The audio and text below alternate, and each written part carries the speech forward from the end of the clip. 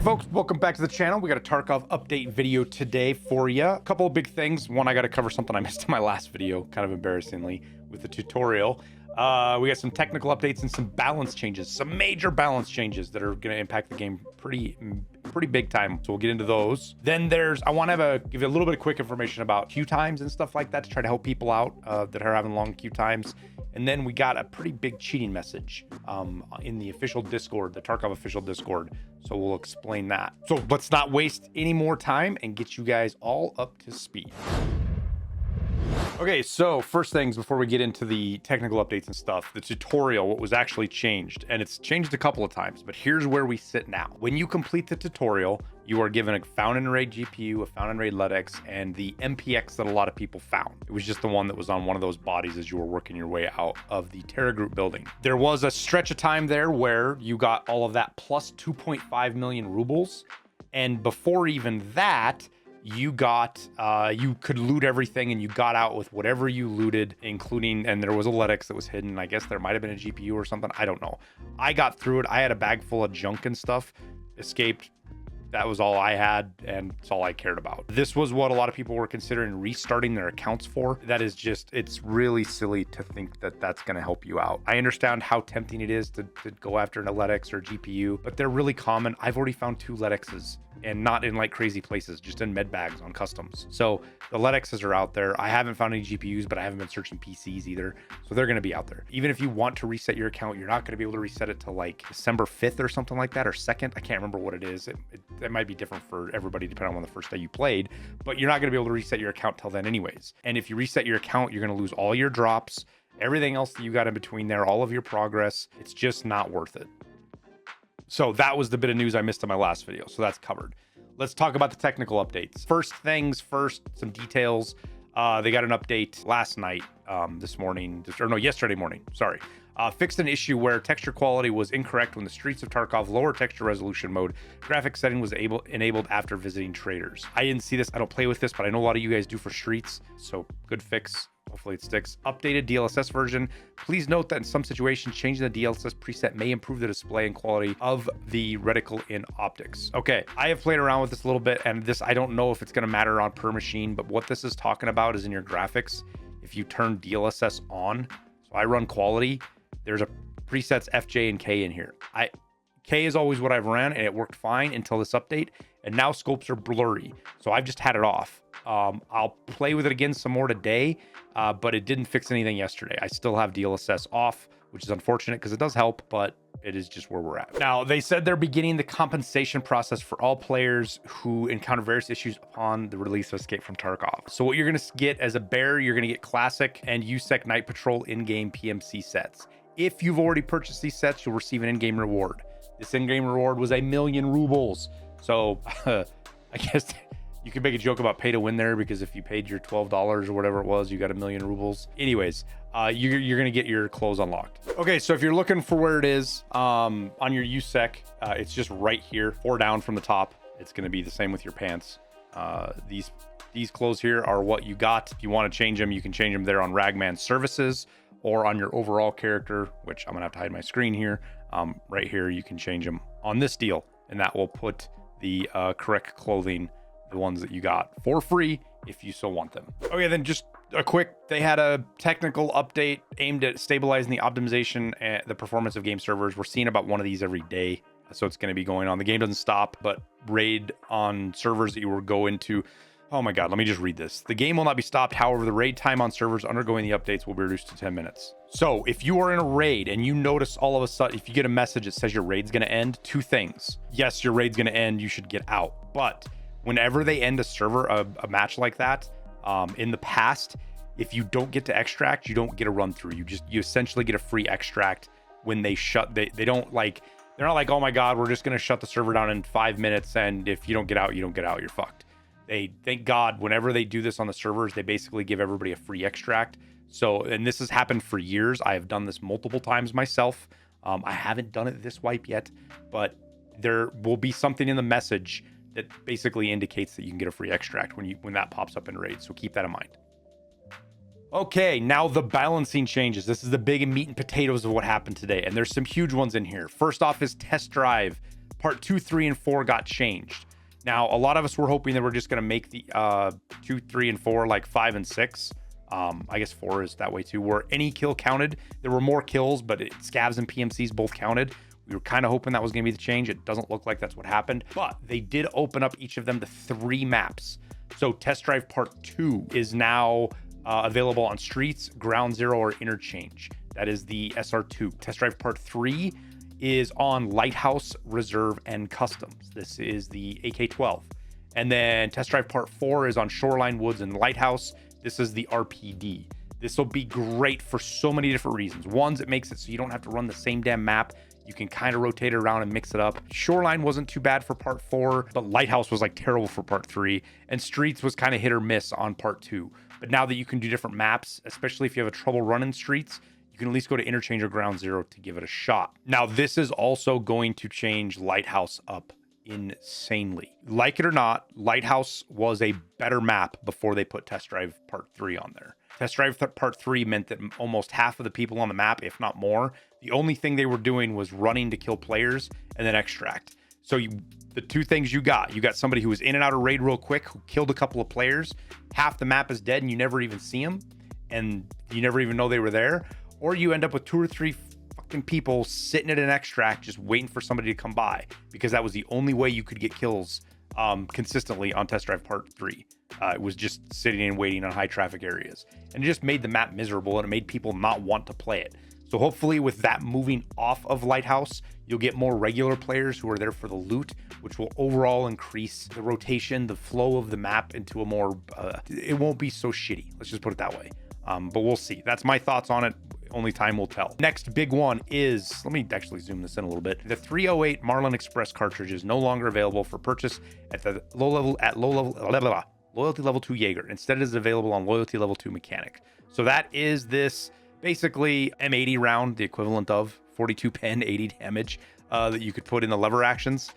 This was on Jaeger 2 with quick resets. You know, Jaeger resets like every hour, and I think you could buy 60 or something crazy like that. It is now on Mechanic, Loyalty Level 2, which means locked behind Level 20 and all of his requirements. And you can only buy 60 of it, I believe, is what the limit was. I bought some, 60.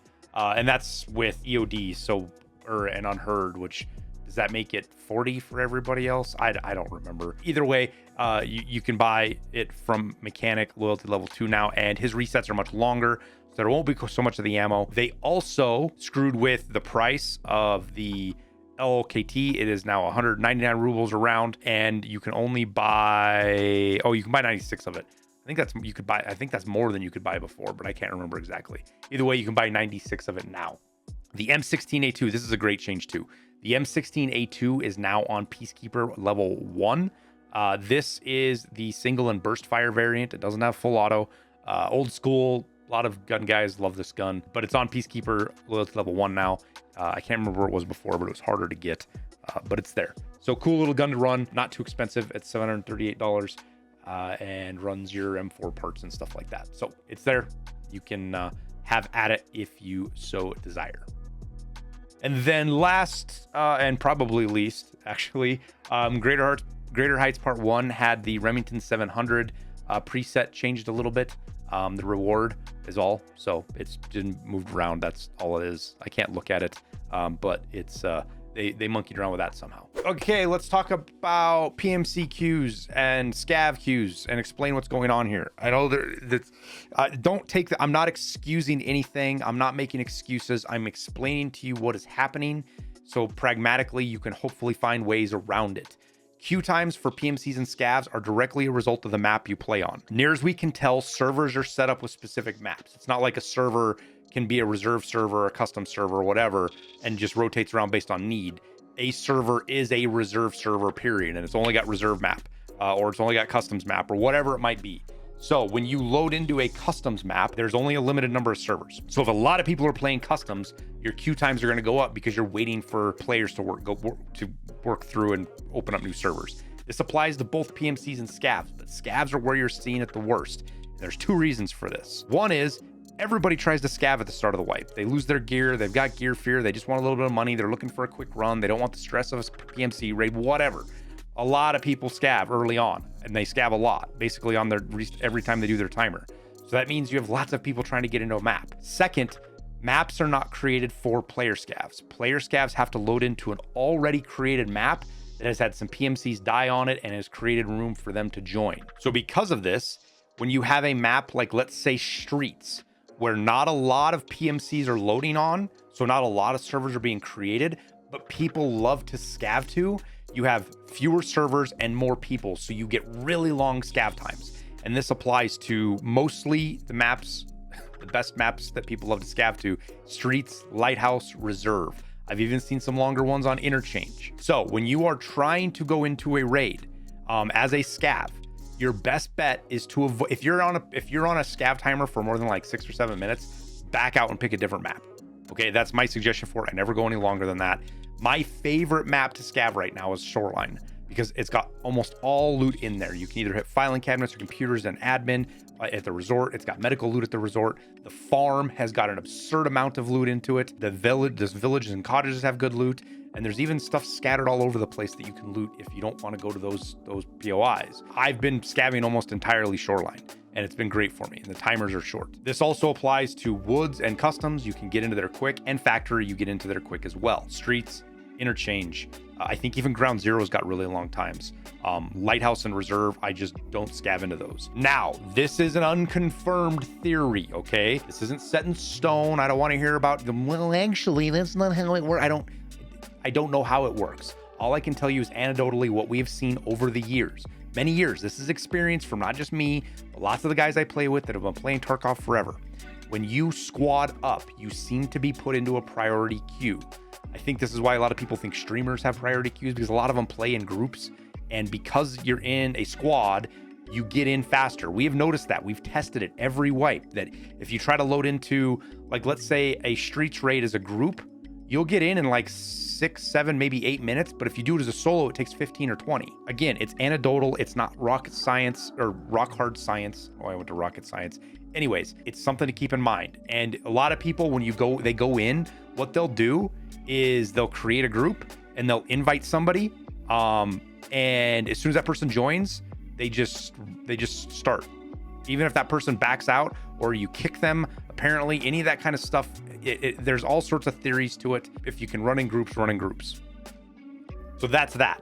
I just wanted to get that out there, try to help you out, hopefully get you into raids a little bit faster. The next one is going to be a thing from the Discord.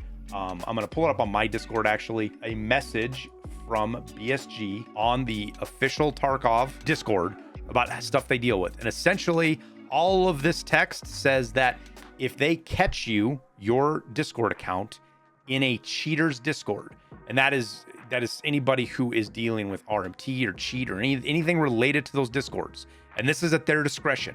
If they think it's a cheat related Discord, they are going to ban you from the official EFT Discord. And this doesn't just have to be a Tarkov cheat Discord. It can be any of them. And I say that because there's a lot of cheats that are multi-games. They might have different Discords, but it's all kind of the same cheat outfit. They're just banning people. And a lot of people are wondering why they got kicked out.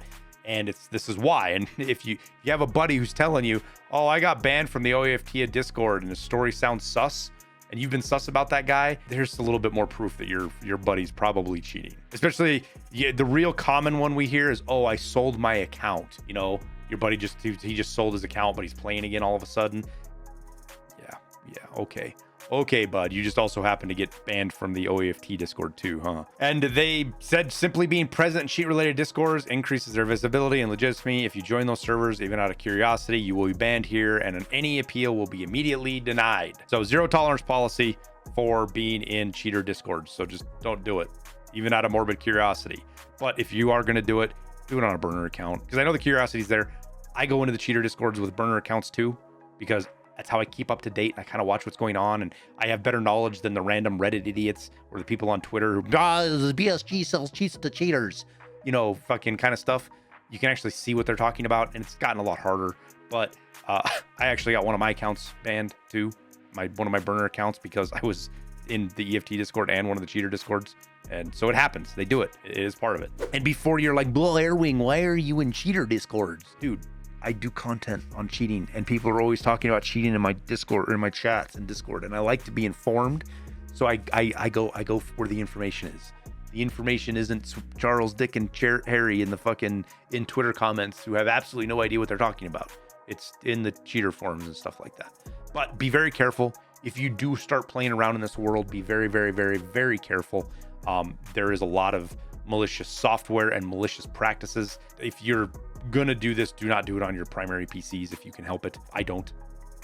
I have a laptop that funny enough, I actually connect to my neighbor's Wi-Fi and use it. He knows. I talk to him about it. He doesn't care. I use his Wi-Fi it's not a burner laptop, it's just an old laptop with completely separate accounts and everything, so that there's no tie to my PC, so that there's no chance of a virus or anything like that happening. That's the links I go to anyways. It might be absurd, but that's what I do. All right, well, we'll wrap her up there. I've been yapping too much anyways. Hope this video was helpful. Hope you get something out of the stuff with the scav karma. Or scav raids and queue times and explain like that. Hopefully the changes are for the positive with the balance. We'll see what else they bring in the next couple of days. The first week or 2 or 3 after wipes are usually pretty busy, and I don't expect this to be any different. In fact, I expect it to be a lot more busy, especially as they get through some of the fixes with stuff. So we'll keep you guys posted. Hank, make sure you like and subscribe so you see this content when it hits and you're not missing out on things. And we will do everything we can to keep you guys updated as quickly as possible. As always, I appreciate having you here. Thank you guys for your support. I wish you the best of luck in your raids, and we'll see you in Tarkov.